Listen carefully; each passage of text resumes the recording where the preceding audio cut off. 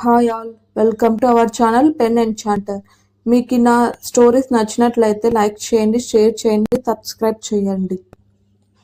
My love part 2. Devansh వేదిక దగ్గరకు వచ్చి వేదితో చాలాసేపు టైం స్పెండ్ చేసి అదే గదిలో ఉన్న ఫోన్తో కిచెన్ స్టాఫ్కి కాల్ చేసి బ్రేక్ఫాస్ట్ కూడా ఆర్డర్ చేశాడు. దేవాంశ్ కూడా వేదికతో పాటు బ్రేక్ఫాస్ట్ చేసి సునీతని జాగ్రత్తగా చూసుకోమని చెప్పి తన స్టడీ రూమ్కి వెళ్తాడు.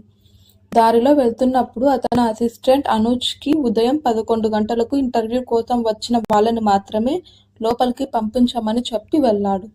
లేట్ చేసి వాళ్ళన్నా, టైం సెన్స్ లేని వాళ్ళన్నా దేవాంశ్కి అస్సలు నచ్చరు. అనూజ్ సరే అని తల ఊపి అక్కడి నుండి మెయిన్ డోర్ వైపు వెళ్ళాడు. దేవాంశ్ తన స్టడీ రూమ్లో కూర్చొని కొన్ని ఫైల్స్ చెక్ చేస్తున్నాడు.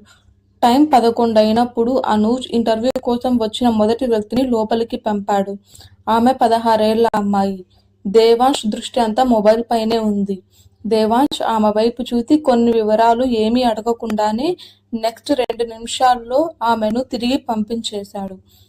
నెక్స్ట్ ఒక 40 ఏళ్ల ఆవిడ వచ్చింది. ఆమెకి మోకాళ్ళ నొప్పులు ఉన్నాయి. ఆమె లోపలికి రాగానే దేవాంశ్కి అర్థమైంది పిల్లలను చూసుకునేంత మంచి పొజిషన్లో ఆమె లేదు అని. ఎందుకంటే పిల్లల వెనుక చురుగ్గా పరిగెత్తగల వ్యక్తి కావాలి. కానీ ఆమె చాలా కష్టంగా నడుస్తోంది. ఇలా ఒక 10 మందిని ఇంటర్వ్యూ చేసి కాస్త విసుగ్గా తల తిప్పుతూ కిటికీ వైపు చూశాడు. ఒక అమ్మాయి అనూజ్తో మాట్లాడడం విని అతను పూర్తిగా ఆశ వదులుకున్నాడు. నిద్ర లేచి చూసేసరికి ఆ అమ్మాయికి కాస్త ఆలస్యమైందని, తనను ఇంటర్వ్యూ కోసం లోపలికి వెళ్ళడానికి అలో చేయమని రిక్వెస్ట్ చేస్తూ కనిపించింది. ఆ టైంలో దేవాంశ్ నిలబడి ఉన్న చోటుకు ఆ అమ్మాయి వీపు కనిపిస్తూ ఉంది. దేవాంశ్ ఆ అమ్మాయి ముఖం చూడలేకపోయాడు. కానీ అతను తన మనసులో ఆలోచిస్తున్నాడు, తన టైమింగ్ని ఫాలో కాని అమ్మాయి వేదుని ఎలా హ్యాండిల్ చేస్తుంది అని. ఆ అమ్మాయి దేవాంశ్ వైపు తిరిగేసరికి తన చేతిలో ఉన్న కర్టెన్లు లాగబోయాడు దేవాంశ్. సిగ్నల్ పడినప్పుడు వేదిక దృష్టిని అట్రాక్ట్ చేసిన అమ్మాయి తనే. దేవాంశ్ ఆమె వైపు చూసి కొంచెం ఆలోచించి అనూజ్కి ఫోన్ చేశాడు. హలో అనూజ్, ఆ అమ్మాయిని లోపలికి పంపించు అన్నాడు దేవాంశ్ తన గంభీరమైన గొంతుతో. అందుకు అనూజ్ సారీ చెప్తూ, సారీ బాస్, నా వల్ల మీరు డిస్టర్బ్ అయ్యారు. ఆ అమ్మాయిని ఇక్కడ నుండి వెళ్ళమని చెప్పినా వినడం లేదు. ఈ అమ్మాయి చాలా మొండి అమ్మాయి. ఈ అమ్మాయిని ఇప్పుడే పంపిస్తాను సార్ అని అన్నాడు. నాకు పదే పదే చెప్పే అలవాటు లేదు. ఆ అమ్మాయిని లోపలికి పంపు అని కమాండింగ్ వాయిస్తో అన్నాడు దేవాంశ్. మాట్లాడిన తర్వాత దేవాంశ్ ఫోన్ కట్ చేశాడు. అనూజ్ ఆ అమ్మాయి వైపు చూసి, అప్పటి నుంచి నువ్వు పట్టుబడుతున్నావు. నీ వాయిస్ మా సార్ రూమ్ వరకు వినిపించి నిన్ను లోపలికి పంపించమని చెప్పాడు. సార్ ఇప్పుడు చాలా కోపంలో ఉన్నాడు. నువ్వు వెళ్ళి ఇక తిట్టించుకో అని చెప్తూ లోపలికి వెళ్లే దారిని శివానికి చెప్పాడు. ఇక్కడ దేవాంశ్ పర్మిషన్ కోసం ఎదురు చూస్తుంది శివాని. తలుపు తట్టగానే దేవాంశ్ ఆమెను లోపలికి రమ్మని పిలిచాడు.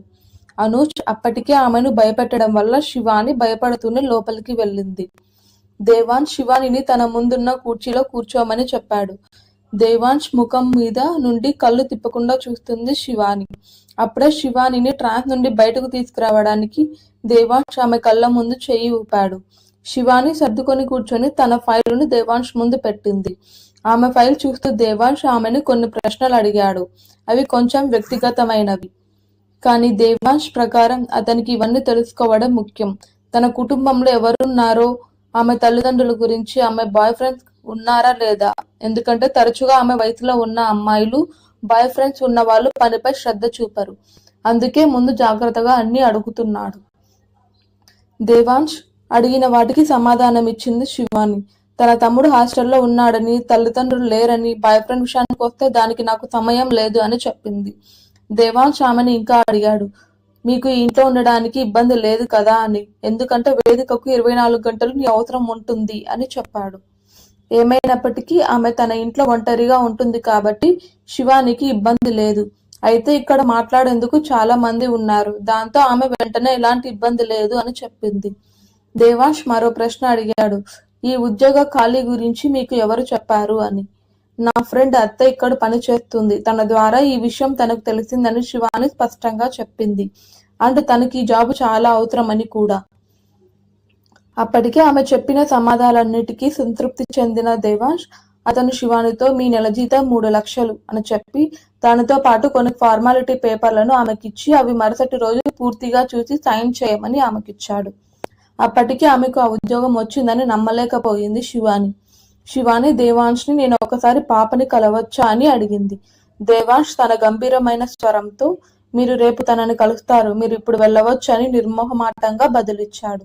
మాట్లాడుతున్నప్పుడు దేవాంష్ తలుపు వైపు చూపించాడు. శివాని లేచి వచ్చింది. ఇక్కడ అనూజ్ తన ఇంతకు ముందు నిలబడి ఉన్న ప్లేస్ లో నిలబడి ఉన్నాడు. చాలా ఆనందంగా బయటకు వస్తున్న శివానిని చూసి ఈ అమ్మాయి షాక్ అయినట్లుంది, దిగులుగా ఉండాలి, దానికి విరుద్ధంగా సంతోషంగా ఉందేంటి అని అనుకున్నాడు. శివాని అనూజ్ దగ్గరికి వెళ్ళి నాకు ఈ జాబ్ వచ్చింది, మీ బాస్ నుండి నాకు ఎటువంటి ఇబ్బంది లేదు అని చెప్పింది.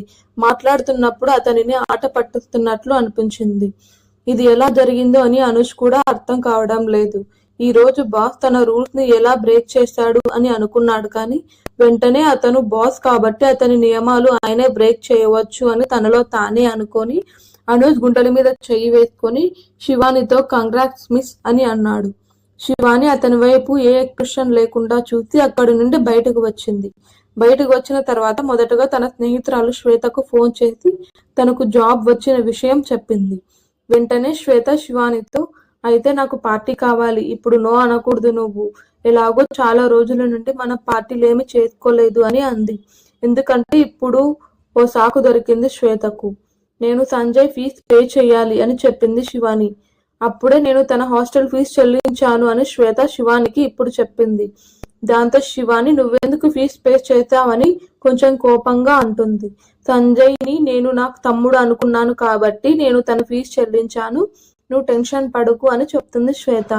నువ్వు నన్ను చాలా ఇబ్బంది పెడతావు, ఇలా ఫేవర్ చేయడం నాకు ఇష్టం లేదని నీకు తెలుసు కదా అని శ్వేతతో అంది శివాని. ఎందుకంటే ఆమెకు ఇలా ఒకరి హెల్ప్ తీసుకోవడం నచ్చదు. నువ్వు నా గురించి ఇలా అనుకుంటే నన్ను నీ ఫ్రెండ్ అని ఎందుకు అనుకుంటావు శ్వేత కోపంగా అని. నేను ఒక పని చేస్తాను, నేను ఇక నుండి నీతో ఫోన్ కూడా మాట్లాడను, చేశానప్పుడు నీకు నువ్వే ఒంటరిగా జీవిస్తూ ఉండు అని అంటుంది. శ్వేతకు కోపం వచ్చిందని గ్రహించిన శివాని ఆమెకు సారీ చెప్పి ఇక నుండి నువ్వు హర్ట్ అయ్యేలా మాట్లాడును అని చెప్పి నువ్వు నా సిస్టర్ లాంటి దానివి అని అంది. ఈ రోజు ఒక పని చేద్దాం, ఈ రాత్రి మా ఇంట్లో పార్టీ చేసుకుందాం, నాకు జీతం వచ్చిన వెంటనే మీ డబ్బు నీకు తిరిగి ఇస్తాను అని శివాని తన సెల్ఫ్ రెస్పెక్ట్ పోకుండా నిలబెట్టుకుంటూ శ్వేతతో మాట్లాడుతూ ఉంది. దానికి శ్వేత కూడా ఓకే చెప్పింది. నేను ఆఫీస్ నుండి నేరుగా మీ ఇంటికి వచ్చి రాత్రి మీ ఇంట్లో పడుకుంటాను అని ఇంకా ఏదో చెప్తుంది. శివాని ఇంకా శ్వేతతో మాట్లాడుతూనే ఉంది. ఇక్కడ దేవాష్ కూడా మీటింగ్ కి వెళ్ళడానికి సిద్ధం అవుతున్నాడు. అతని చూపు తన ఇంటి బయట ఫోన్ లో మాట్లాడుతున్న శివానిపై పడింది. తనకి బాయ్ ఫ్రెండ్ లేడని చెబుతున్నా ఆమె మాట్లాడటం చూస్తుంటే అలా అనిపించడం లేదు అని మనసులో అనుకొని శివాని వైపు చూసి అక్కడి నుంచి వెళ్ళిపోయాడు. ఈ రోజు శివాని చాలా సంతోషంగా ఉంది. శ్వేతతో మాట్లాడిన తర్వాత ఆమె తన తమ్ముడు సంజయ్ తో మాట్లాడి తన పని గురించి చెప్పింది. ఇది విని సంజయ్ కూడా చాలా సంతోషించాడు. శివాని తన ఇంటికి చేరుకుంది. టైం అప్పటికే దాదాపు 4 గంటలైంది. ఆమె కొంచెం రెస్ట్ తీసుకోవాలని అనుకుంది. ఇంకా ఉంది.